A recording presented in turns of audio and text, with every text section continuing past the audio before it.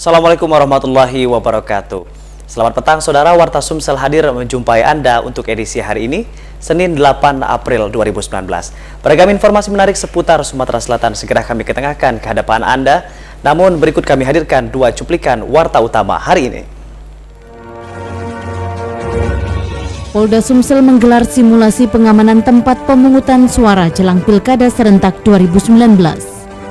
Penerimaan peserta didik baru perlu diantisipasi dengan fakta integritas untuk menghindari kecurangan dan pungli.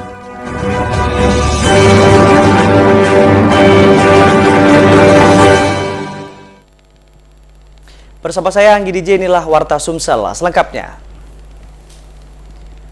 Mengantisipasi terjadinya gangguan keamanan dan ketertiban masyarakat saat berlangsungnya pemilu 2019 mendatang, Polda Sumsel menggelar simulasi pengamanan tempat pemungutan suara.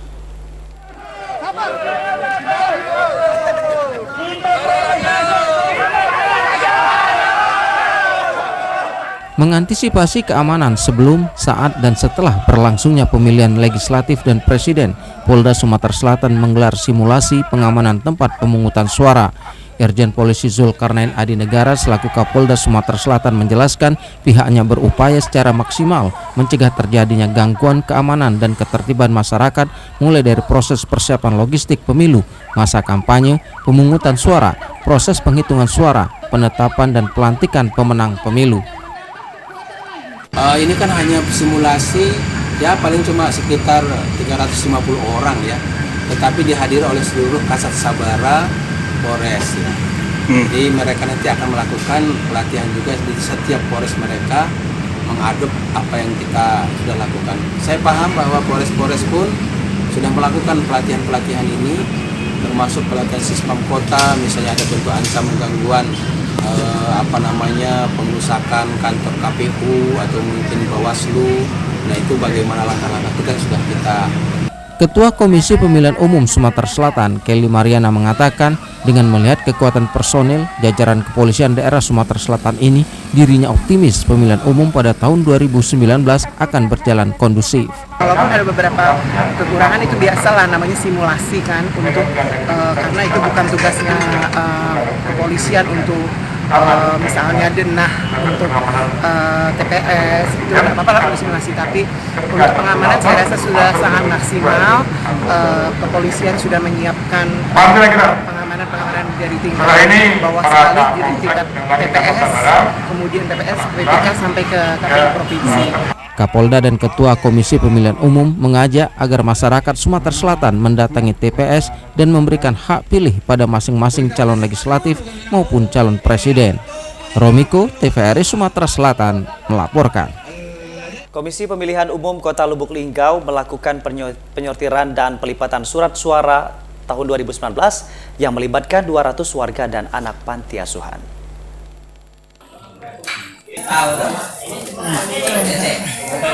Sekitar 800.000 lembar surat suara pemilih serentak Sekitar 800.000 lembar surat suara pemilu serentak pemilihan calon anggota legislatif dan pemilihan presiden dan wakil presiden 2019 dilakukan proses penyortiran dan pelipatan di kantor KPU Lubuk Linggau.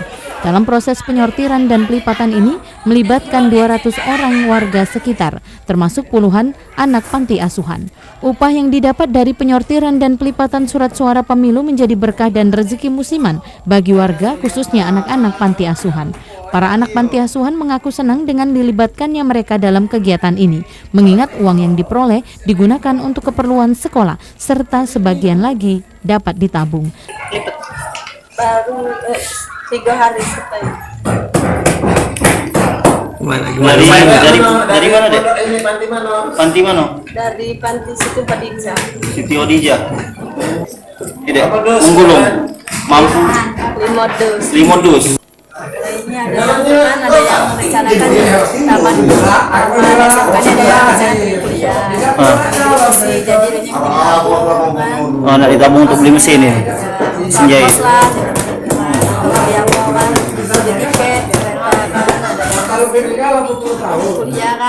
Ketua KPU Lubuk Linggau Topandri mengatakan Usai dilakukan penyortiran surat suara ini, pihaknya akan segera melakukan proses pengepakan dan penyetingan kelengkapan logistik yang akan dimasukkan ke dalam kotak suara pemilu 2019 dan selanjutnya akan dilakukan pendistribusian ke tingkat PPK pada tanggal 15 April mendatang.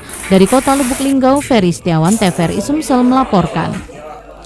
Komisi Pemilihan Umum Daerah Oku Selatan kekurangan 4.322 surat suara pemilu pemilihan umum pada 17 April mendatang. Relawan dan petugas KPUD Kabupaten telah menyelesaikan proses pelipatan dan penyortiran surat suara di gudang logistik setempat. Hasilnya masih ditemukan kekurangan dan kerusakan surat suara. Data dari KPUD Oku Selatan, dari total keseluruhan kebutuhan sebanyak 1.372.415 surat suara, terdapat kekurangan 4.322 lembar. Kekurangan dikarenakan banyak yang rusak seperti kurang jelas penulisan nama, sobek pada lembar surat suara, terkena tinta dan lainnya. KPUD telah melaporkan kekurangan tersebut ke KPUD Provinsi maupun KPU Pusat untuk dilakukan penggantian jumlah yang dibutuhkan kabupaten setempat. Dalam kotak-kotak tersebut banyak yang ditemukan oleh kita dari KPU Selatan, itu banyak yang kurang jumlah. Jadi banyak yang ditemukan kurang dari 500, ada yang cuma 450, ada 490 sekian. Belum juga banyak juga ditemukan surat suara yang rusak. Surat suara yang sudah di-packing kini disimpan di gudang logistik dan dijaga khusus oleh pihak kepolisian yang nantinya akan didistribusikan ke 1.273 TPS di 19 kecamatan yang ada. Setiabudi, TVRI Sumsel melaporkan. Saudara, sejumlah permasalahan dan kecurangan seringkali terjadi pada penerimaan peserta didik baru atau PPDB. Perlu administrasi dan juga diantisipasi oleh semua pihak dengan kesepakatan dalam Fakta Integritas.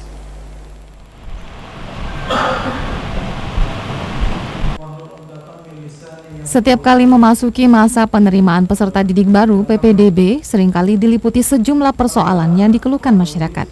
Seperti tahun lalu, sejumlah permasalahan muncul, adanya kelas tambahan setelah PPDB yang mengindikasikan kecurangan dan pungli dari pihak sekolah, ketidakjelasan administrasi antara siswa yang diterima dan tidak diterima, serta masalah lain termasuk sistem zonasi. Hal ini terungkap dalam penandatanganan Fakta Integritas PPDB bebas pungli dan korupsi antara Ombudsman RI, Kepala Dinas Pendidikan Provinsi dan Kabupaten Kota seprovinsi Sumsel. Isi dari Fakta Integritas yaitu menyelenggarakan PPDB yang bebas diskriminasi, informasi yang terbuka dan bebas pungli, mengedepankan langkah pengawasan dalam administrasi PPDB. Kepala Ombudsman RI perwakilan Sumsel M. Adrian Agustiansa berharap Fakta Integritas ini akan meminimalisir kecurangan dan pungli dalam PPDB di sekolah. Kami harap peran dari Dinas Pendidikan Kabupaten dan Kota masing-masing tolong diberikan arahan yang jelas dengan sekolah masing-masing yang membawa kewenangan bapak-bapak dan ibu-ibu sekalian. Bagaimana sistem menggunakan zonasi? Sementara Kepala Satgas Saber Pungli Polda Sumsel Kombes Pol Dodi Marsidi mengatakan pihak kepolisian siap mendukung terrealisasinya Fakta Integritas ini. Kami sampaikan sih, bila keinginan para kepala pemerintah daerah, terutama kepala kantor wilayah, kepala dinas menginginkan Satkernya bersih dari penyalahgunaan, bisa memanfaatkan Satgas ini. Tim Liputan TVRI Sumsel melaporkan. Angka pengangguran di Kabupaten Ogan Ilir saat ini cukup tinggi. Terbukti ribuan warga Ogan Ilir menyerbu bursa kerja lokal.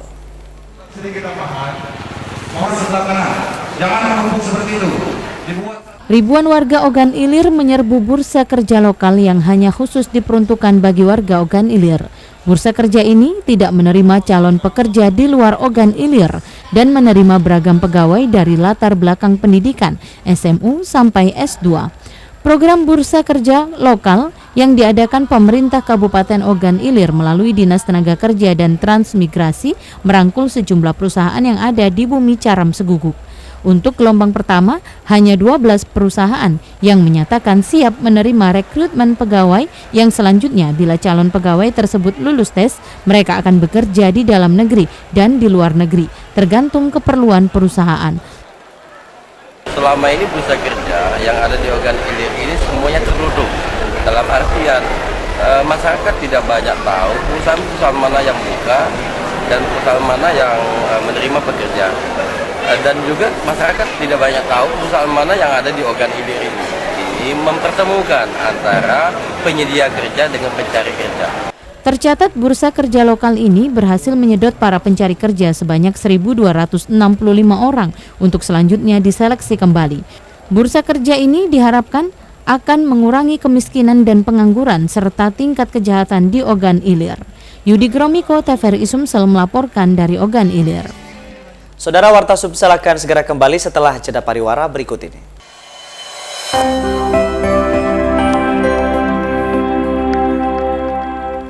Saudara, Anda masih bersama kami dalam Warta Sumsel, berikut informasi lainnya. Kebakaran di kawasan padat penduduk di Kelurahan 34 Ulu, Kecamatan Seberang Ulu 1, Palembang, menghanguskan 3 rumah dan menewaskan salah seorang penghuni rumah.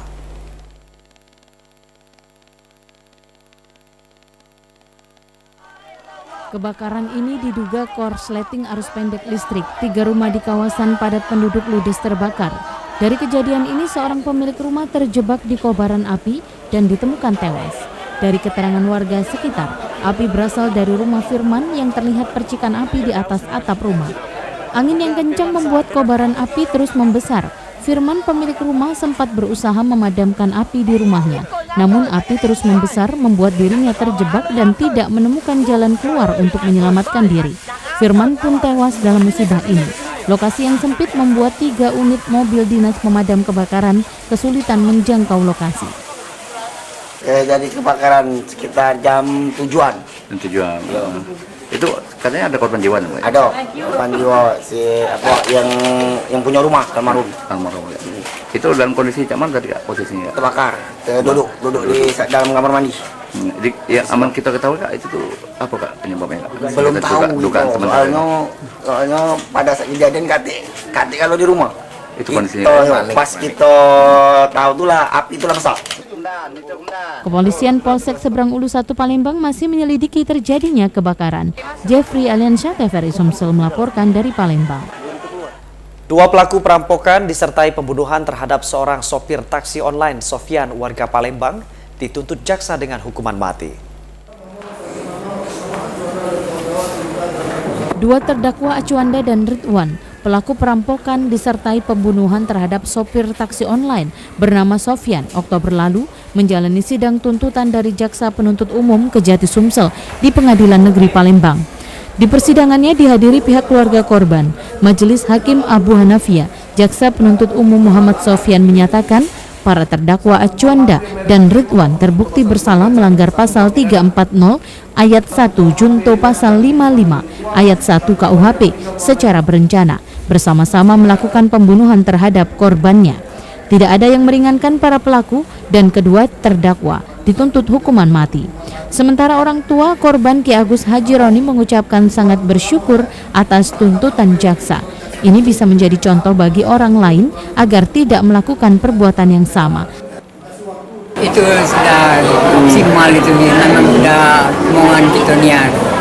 Sebab untuk bagi yang lain jangan terjadi hal yang macam ini.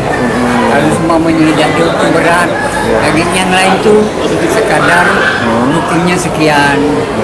Sekarang ini kita minta hukum yang maksimal. Alhamdulillah. Sangat puas dengan hasil putusan. Alhamdulillah kami puas. Setelah mendengarkan tuntutan yang dibacakan jaksa majelis hakim, maka persidangan akan dilanjutkan pekan depan dalam agenda pledoi pembelaan dari terdakwa. Jeffrey Aliansyah, TVRI Sumsel melaporkan dari Palembang. Saudara, kondisi areal pasar induk Batu Raja di wilayah Batu Kuning, Kecamatan Batu Raja Barat terbengkalai, bahkan menjadi tempat tumpukan berbagai macam sampah.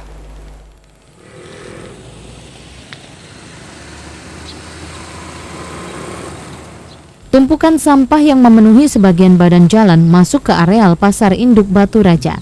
Selain membuat lokasi kotor dan bau, juga mengganggu setiap orang yang melintas. Diduga sampah ini sengaja dibuang warga dari pemukiman atau perumahan di sekitar. Saipul, warga yang bermukim di sekitar, menuturkan pemerintah setempat tidak menyediakan bak sampah untuk masyarakat di wilayah itu, padahal penduduk di sana sudah banyak. Kondisi inilah yang membuat warga akhirnya membuang sampah di jalan masuk pasar induk itu. Di dalam areal pasar induk sendiri sebenarnya ada bak sampah, namun karena jalan menuju ke dalam areal pasar rusak, warga jadi malas dan hanya melempar sampah ke pinggir jalan. Oh, ini sampah rumah tangga Pak, dari daerah-daerah sini Pak, sekitar sini. Lah lama Pak, kamu bapak juga dewek, ini nggak numpuk nih Pak. Seperti yang kita ketahui di sini kan sudah banyak masyarakat, perumahan-perumahan, tapi pemerintah tidak memberikan tempat sampah. Pasar induk yang dibangun beberapa tahun silam ini memang diperuntukkan untuk pasar, namun entah apa alasannya sampai sekarang belum difungsikan. Muhammad Wiwin, TVRI Sumsel melaporkan dari Oku. Saudara, akibat musim penghujan, harga sayur mayur selalu berfluktuatif atau tidak stabil. Harga ini naik, besok bisa saja terjadi penurunan. Produk pangan yang satu ini sangat dipengaruhi oleh keadaan musim, di mana pada musim penghujan seperti saat ini, harga sayuran akan cepat berubah, tergantung stok yang ada.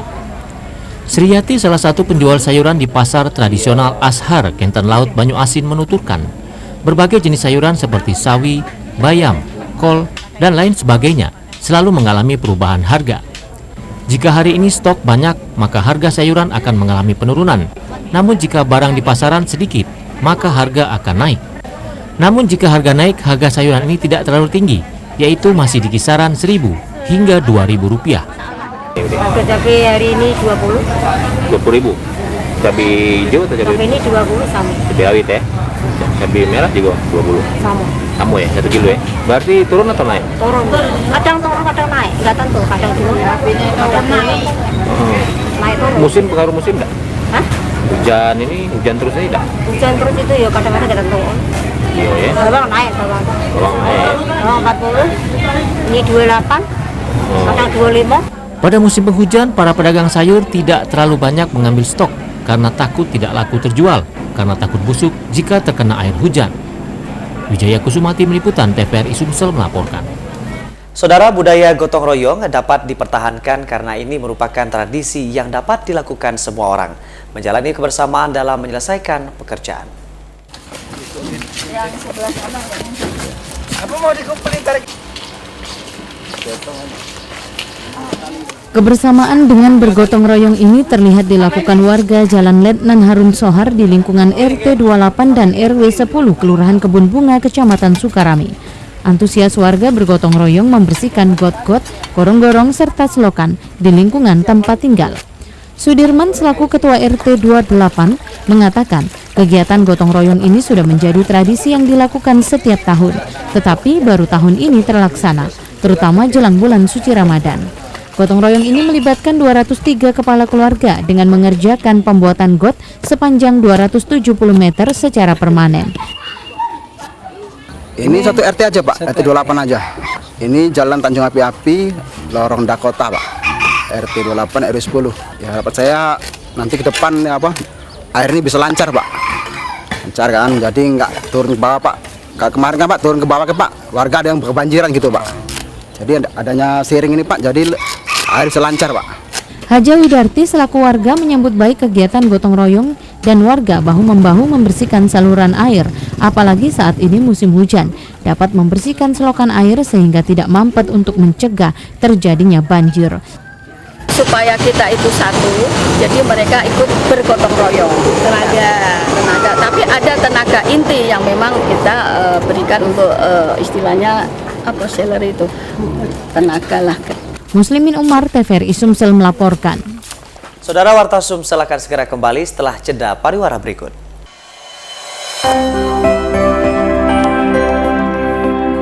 Saudara, terima kasih Anda masih bersama kami. Berikut informasi lainnya. Tidak hanya siswa menghadapi ujian berbasis komputer pada tahun-tahun yang akan datang, guru pun perlu dipersiapkan agar dapat memberikan materi pelajaran sesuai kebutuhan.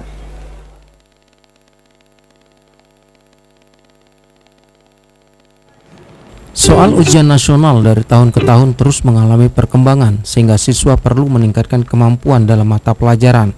Pada kegiatan belajar mengajar di sekolah, guru memegang peranan penting sehingga guru pun dituntut menguasai mata pelajaran secara mutlak sehingga mudah diserap dan dipahami siswa. Kepala SMA PGRI 2 Palembang Heri mengungkapkan, ke depan ia akan mengikut sertakan guru untuk mengikuti pelatihan secara khusus. Guru juga kita akan melakukan training Pak ya, terutama dalam kegiatan MGMP mungkin kami akan ikut sertakan, dan juga kita akan meningkatkan mutu dari guru kita sehingga mereka dapat membimbing anak-anak sesuai dengan apa yang diinginkan. Hal itu cukup beralasan karena peserta UNBK dari tahun ke tahun merasakan adanya soal-soal yang hampir tidak pernah mereka temui dalam kegiatan belajar mengajar sehari-hari. Salah satunya matematika. Tidak sedikit di antara mereka yang menemui kesulitan dalam menjawab soal. Kalau mata pelajaran, kalau kami pikir itu yang paling sulit itu matematika, karena sudah, kalau menurut saya tingkat soalnya sudah tingkat ke perkuliahan. Kalau bahasa Inggris? Kalau bahasa Inggris tidak terlalu sulit. Semua rata-rata Pak Nana bilang sulit ya. Mungkin katanya kalau Pak Menteri mungkin juga nggak bisa itu, nggak bisa ngerjain soal itu gitu. Ya, komennya anak-anak seperti itu gitu. Untuk ke depan rencana seperti apa? Ya mungkin dilihat lebih baik lagi. Hari terakhir ujian nasional berbasis komputer hari ini diberikan soal pilihan. Tim Liputan TVRI Sumatera Selatan melaporkan. Ujian nasional berbasis komputer tingkat sekolah menengah atau SMA di Sumatera Selatan secara umum terkendala jaringan internet yang lambat dan server yang sering mati. Kendala pada jaringan internet ini terjadi pada beberapa SMA negeri maupun SMA swasta yang jaringan internetnya lambat untuk mengupload, bahkan tidak bisa sama sekali. Seperti di SMA Karya Ibu Palembang pada hari ketiga UNBK pada pelajaran bahasa Inggris, jaringan internetnya agak lambat, sehingga siswa ada yang menggunakan HP untuk mengupload jawaban, tetapi setelah diperbaiki pengawas teknis proktor, bisa hidup lagi dan akhirnya seluruh jawaban siswa bisa diupload ke server pusat. Kepala SMA Karya Ibu Palembang Huzaima mengatakan, kejadian ini hendaknya menjadi perhatian semua pihak agar ke depan lebih mempersiapkan jaringan internet yang akan digunakan siswa di sekolah sehingga UNBK berjalan lancar dan aman. Pada hari ketiga di sesi kedua sepertinya ada gangguan dari server karena mendadak server itu sepertinya ngadet. Ini terkendala mungkin dari jaringan atau dari hal lain yang tidak bisa kami ketahui, tapi alhamdulillah teknisi dan proktor kami siap bisa mengatasinya dan anak-anak ini bisa terupload semua jawabannya dengan baik. Huzaima menambahkan, untuk sekolahnya telah memasuki tahun kedua UNBK dan tahun ini sebanyak 154 siswa menempati 2 ruangan dan setiap ruangan 39 komputer.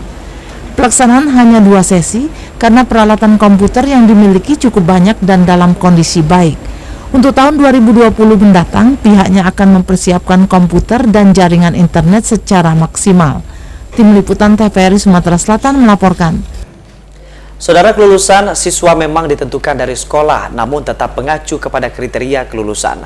Meski ujian nasional bukan lagi penentu kelulusan.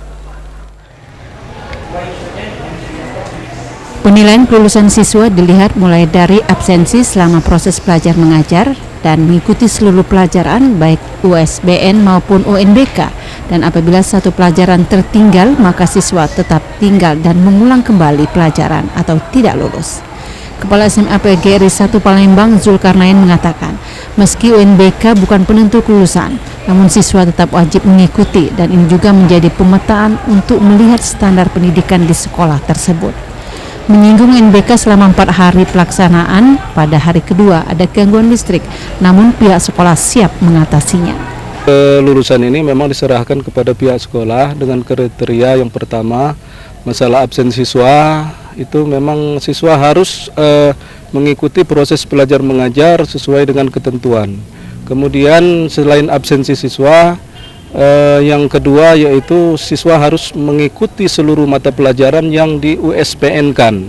Dan yang ketiga, siswa juga harus mengikuti seluruh mata pelajaran yang diujikan untuk ujian nasional. Jadi kalau salah satu mata pelajaran yang tertinggal atau mata pelajaran yang tidak diikuti, maka anak sudah jelas tidak akan lulus. Sementara Kepala Sekolah SMA PGRI 5 Palembang, Didi Eka Putra mengatakan, meski UNBK bukan penentu kelulusan, namun tetap ada standar nilai UNBK yakni 5,5. Nilai ini juga dapat digunakan untuk melanjutkan ke perguruan tinggi meski tetap melalui tes. Kita kelulusan ini ditentukan nilai 5,5. 5,5 itu untuk kelulusan siswa. Jadi untuk UNBK ini bukan sebagai penentu juga kan. Penilaian untuk kelulusan UNBK ini untuk pemetaan, untuk melihat dari sekolah-sekolah mana yang kira-kira kelulusannya ini di bawah standar. Nah, untuk ke perguruan tinggi ini juga selain dari nilai UNBK, ada juga perguruan tinggi masih mengadakan tes ujian tersendiri untuk penerimaan mahasiswa baru. Sementara untuk serapan lulusan SMA PGRI 5 Palembang ini ke perguruan tinggi negeri mencapai sekitar 20%. Bahkan ada beberapa siswa sudah diterima di UIN. Tim Liputan TVRI Sumatera Selatan melaporkan. Tingkat kesulitan soal ujian nasional kertas paper atau UNKP SMA untuk anak berkebutuhan khusus pada sekolah luar biasa atau SLB Sumatera Selatan sama dan soalnya dibuat secara singkat dan mudah dimengerti.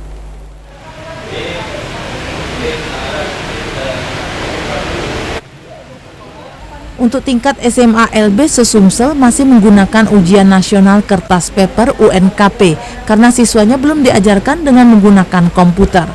Meski begitu, tingkat kesulitan soal sama untuk SLB di Sumsel, baik untuk SLBA khusus tunanetra, SLBB tunarungu, SLBD tunadaksa, sehingga kualitas lulusan SLB dapat bersaing secara sehat.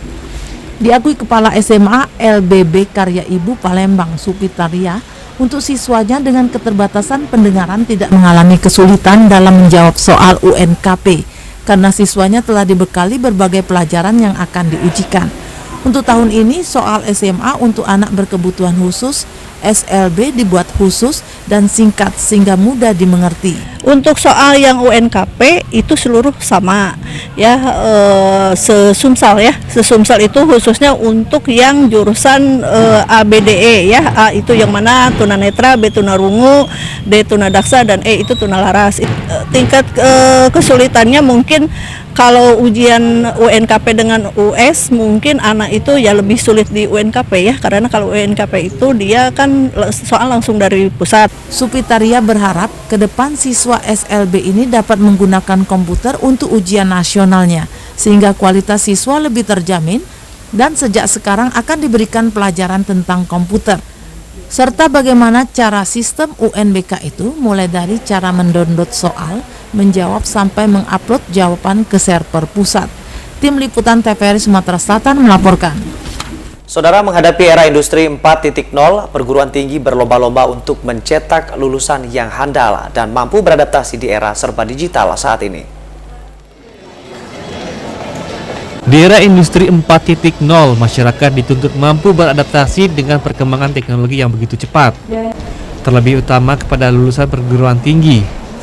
Dekan Fakultas Ilmu Komunikasi Universitas Bina Dharma, Isna Wijayani mengatakan, pihaknya telah bekerja keras memberi bekal tambahan seperti ilmu hubungan masyarakat, pelajaran bahasa isyarat, serta pengalaman magang di perusahaan ternama di Indonesia sehingga memantapkan lulusannya untuk bersaing di dunia kerja. Ya, karena perkembangan dunia teknologi yang begitu cepat, maka mereka juga harus beradaptasi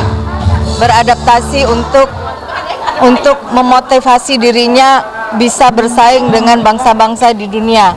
Dan terutama karena sudah memiliki bekal, tinggal mereka mengimprove dan mengcreate serta membuat inovasi baru untuk bisa bersandar pada dunia yang serba cepat ini. Selain itu, di era industri 4.0 ini, para lulusannya sudah siap dan tanggap terhadap perkembangan teknologi.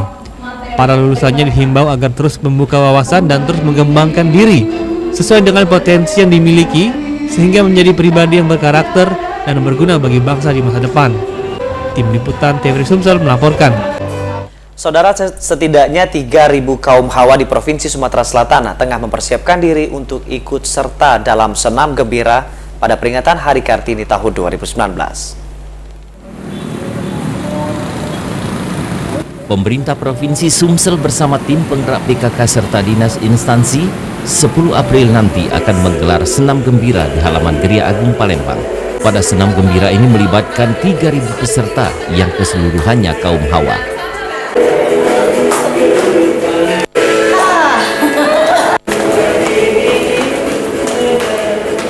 Menurut pelaksana tugas Kepala Badan Kesbang Pol Sumsel, Fitriana, besok akan dilakukan gladi bersih. Digelarnya senam gembira ini selain menyongsong peringatan Hari Kartini, juga sebagai upaya memecahkan rekor muri dengan kategori peserta terbanyak.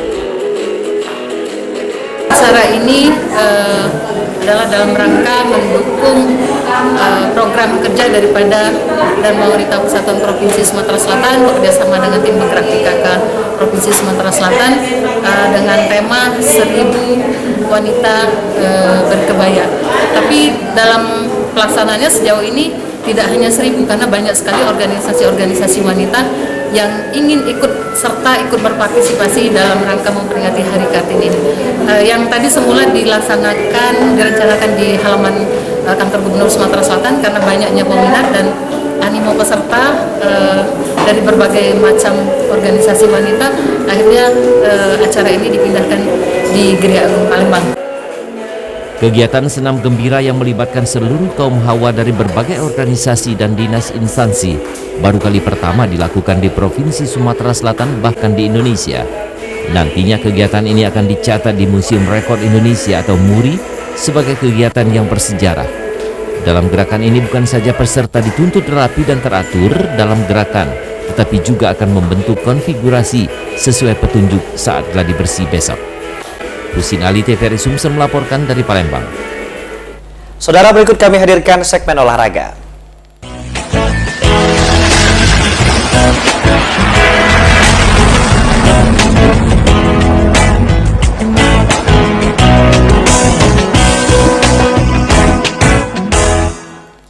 Dan Kodiklat TNI AD Letjen TNI AM Putranto ikut menjajal arena off-road lapangan terpadu Dirgantara Ladut Sri Mulyono Herlambang dalam rangka Bulan Dirgantara 2019. Dan Kodiklat TNI AD Letjen TNI AM Putranto selaku pelindung JIP Palembang Nian atau JPN Sriwijaya dalam kunjungan kerjanya di Palembang menyempatkan ikut menjajal arena off-road di Ladut Sri Mulyono Herlambang Palembang.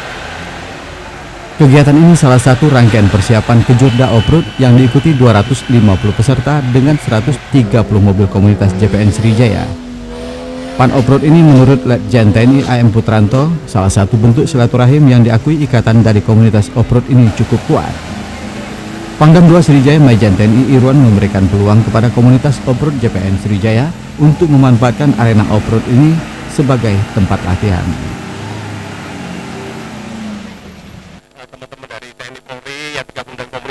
Di JPN, yaitu JIP Palembang Nian Sriwijaya. Saya selaku pelindung di sini bersama Bapak Panglima Raju Tentro sedang melaksanakan kegiatan fun off-road dalam rangka silaturahmi satu sama lain karena ikatan di sini sangat kuat, di mana satu sama lain kita lihat tadi saling membantu dan sebagainya, dan di sini terlepas dari semua pangkat dan jabatan. Inilah kekuatan kita bersama teman-teman semua. Saya tidak terbayangkan kita jalan hanya 20 orang, sedang hampir 120 mobil. Semua wilayah atau tempat-tempat off-road yang kita gunakan baik di Lanut maupun di Jasdan, kapan saja bisa digunakan. Tadi kita sudah coba di sana, sehingga kawan-kawan bisa bergembira di sana sambil bermain dengan pelindung JPN maupun 4x4. Mudah-mudahan silaturahmi ini maupun reuni ini bisa berlanjut terus dan kawan-kawan bisa berlatih baik di Lanut maupun di Jasdan. Tidak ada masalah, gunakan saja. Penting kita jaga keamanan dan ketertiban. Pan Off-Road sekaligus persiapan Kejurda yang diikuti dan Kodiklat TNI AD ini bersama Pangdam dan Lanut serta Dandim 0418 Palembang. Menurut Ketua JPN Harubin Mastopa menunjukkan betapa solidnya JPN Sriwijaya. Mudah-mudahan ini bisa menjadi teladan bagi kawan-kawan yang lain, dan saya harapkan yang belum bergabung ke JPN, mari kita bergabung. Juga nanti kita ini latihan-latihan seperti ini kita perlukan pertama untuk Kejurda terakhir, nanti seri terakhir ya, yang belum cepat ini akan kita laksanakan. Indra Hussein, tim liputan TVRI Sumsel melaporkan. Saudara, seleksi terbuka pemain Sriwijaya FC mendapat antusias yang tinggi dari talenta lokal Sumatera Selatan. Terbukti 500 pemain mengikuti seleksi tahap pertama dan hanya ada 5 pemain berkesempatan mengikuti trial bersama punggawa Sriwijaya FC di tahapan final.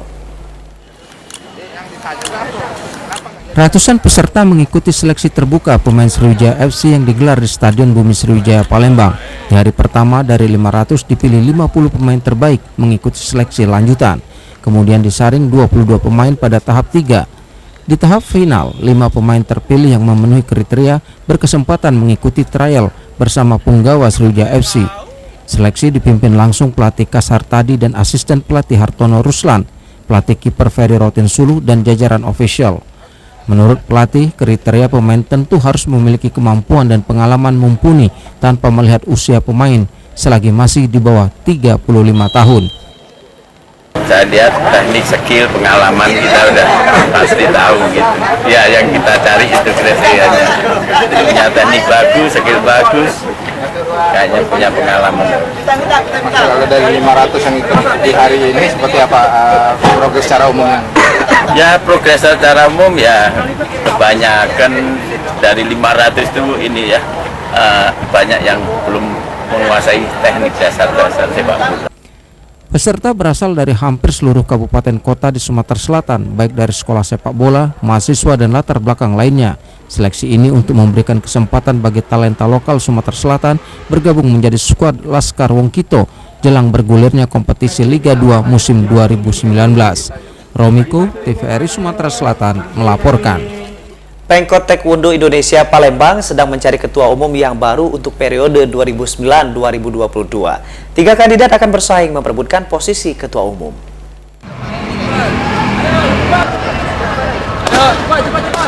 Tiga kandidat yang akan bersaing memperebutkan posisi ketua umum Pengkot TI Kota Palembang antara lain Hambali, Alex, dan Ade Arif yang berasal dari kalangan umum dan profesional Kota Palembang. Rapat dan voting Pengkot akan digelar pada tanggal 14 April 2019 mendatang, diikuti oleh 60 wakil perguruan untuk unit taekwondo yang ada di Kota Palembang. Menurut pelatih unit taekwondo Pengadilan Negeri Palembang Muhammad Umar, berharap dengan terpilihnya ketua umum Pengkot TI Kota Palembang periode 2019-2022, maka seluruh kegiatan olahraga taekwondo yang ada di Kota Palembang dapat segera berjalan seperti biasa. Untuk pemilihan ketua pengurus cabang Kota Palembang insya Allah dilaksanakan tanggal 14 April 2019 di Hotel Win Palembang. Sekarang ini sudah ada 3 calon, Pak Hambali, Alex, sama Ade Arif. Olahraga bela diri taekwondo memiliki pengikut yang cukup besar di Sumsel, khususnya di Kota Palembang. Ahmad Maris, TVRI Sumsel melaporkan. Saudara, Warta Sumsel akan segera kembali setelah jeda pariwara berikut.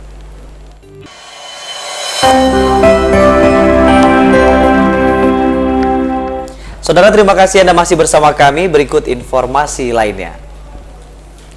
Beragam kuliner Palembang bisa lebih bernilai jika diolah dan disajikan dengan baik. Ini menjadi modal bagi mahasiswa setelah lulus dari Politek Pariwisata Jakabaring nantinya. Palembang surganya panganan ringan maupun untuk santap malam bagi wong Palembang sendiri maupun para wisatawan. Hal inilah yang memberi peluang bagi kaum milenial yang kini mengenyam pendidikan di sekolah kejuruan seperti Poltek Par Jakabaring Palembang. Jelang akhir masa perkuliahan, menurut salah seorang mahasiswa, Irsyadul Fikri, mereka menjalankan tugas akhir mengimplementasikan pembelajaran yang dijalani hingga semester 6. Sebagai calon alumni perdana, mereka berupaya meningkatkan kualitas dan seni hidangan. Untuk makan itu tidak hanya kenyang, tapi untuk makan sendiri itu memiliki nilai-nilai khusus seperti menilai dari sisi seninya, bahkan dengan kualitas sendiri. Nah, dengan harapan ini semoga kedepannya masyarakat Palembang terutama lebih mementingkan kembali, lebih dapat menilai lebih dalam lagi bahwa untuk makan itu bisa dilihat dari segi kualitasnya, baik dari segi pelayanan maupun segi dari penyajiannya. Pada tugas akhir ini, seluruh mahasiswa bisa berperan mulai dari sebagai penyambut tamu, JN, kapten servis, restoran manajer, cost control, sales marketing hingga pembelian bahan. Pada tugas akhir ini mereka bisa menyajikan sekitar 60 produk untuk makan malam. Marketing Relation Officer Dina Carolina mengatakan, pada tugas akhir ini mereka inginkan nantinya pengunjung bisa makan malam bernilai seni dan berkualitas. Jadi anak-anak itu akan memakai 40 Avenue Cafe dan Restoran sebagai tugas akhir mereka melakukan yang dinamakan medallion dining, yaitu makan malam romantis dengan berasumsi bahwa masyarakat Palembang itu bisa menikmati makanan tidak cuma mengenai rasa yang fantastis dan juga seni memasak mereka dalam plating kayak gitu. Dengan skill dan ilmu yang dimiliki, para lulusan bisa bekerja di level nasional bahkan luar negeri. Hakim Syahmi Tim Liputan TVRI Sumsel melaporkan. Saudara, keberadaan kolam retensi jika dioptimalkan dapat meningkatkan perekonomian masyarakat sekitar. Jika selama ini keberadaan kolam retensi sering terbengkalai hanya digunakan sebagai salah satu tempat untuk alternatif pengendali banjir, namun bila dimanfaatkan secara optimal, keberadaan kolam retensi dapat meningkatkan perekonomian masyarakat, seperti kolam retensi yang berada di Komplek Azhar Kenten Laut.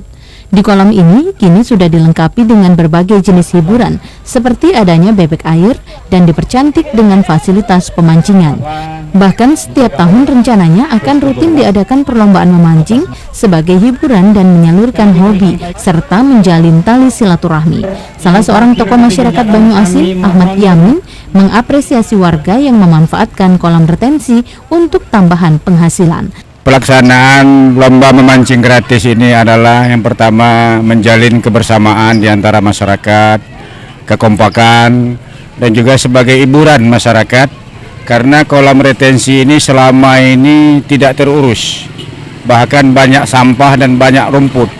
Sekarang kolam retensi ini sudah dibenahi oleh lingkungan RT yang bersangkutan dan masyarakat-masyarakat yang lainnya. Oleh karena itu, untuk menjaga kebersihan kolam retensi ini dan juga untuk meningkatkan perekonomian masyarakat. Selain fungsi utamanya sebagai pengendali banjir, manfaat lain yang bisa diperoleh dari kolam retensi adalah sebagai sarana pariwisata air dan sebagai konservasi air karena mampu meningkatkan cadangan air tanah setempat. Tim Liputan TVRI Sumsel melaporkan. Saudara, tayangan tadi menjadi rangkaian akhir dari Warta Sumsel hari ini. Saya Anggi DJ dan kerabat kerja yang bertugas pamit undur diri. Selamat petang dan sampai jumpa.